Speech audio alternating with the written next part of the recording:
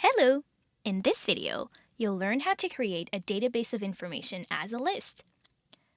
Lists are more minimalist than other database views, making them ideal for creating a simple index of documents, meeting notes, journal entries, or simple to-dos.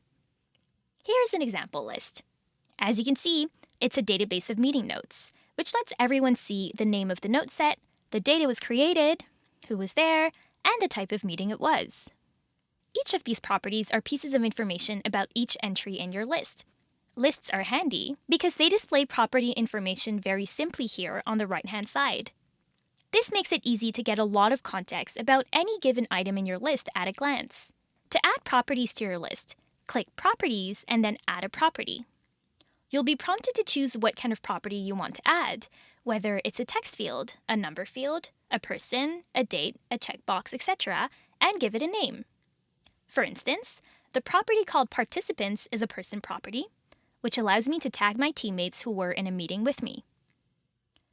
You can see more detail about these properties by clicking on the name of any item.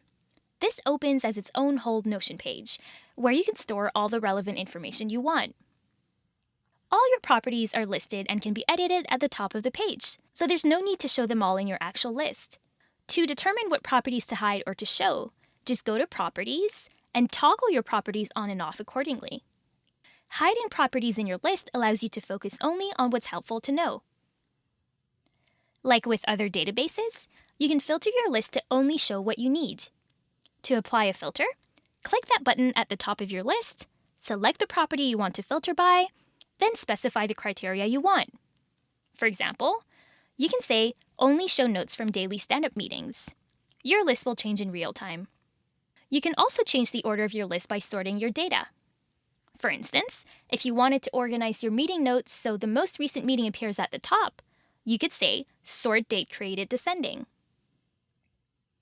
Now, if you click on Add a View here at the top left, you'll see that you have the option to add a different view of the same list. A list view is nice and minimalist, and boasts all the power of a database without the clutter. But you can also decide to view this data on a calendar, on a board, or in a table. You can create views with different filters and sorts and easily switch between them.